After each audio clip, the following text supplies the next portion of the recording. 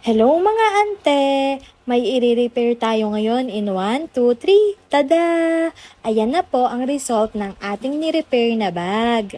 Binalot lang natin siya gamit ang ating cotton yarn.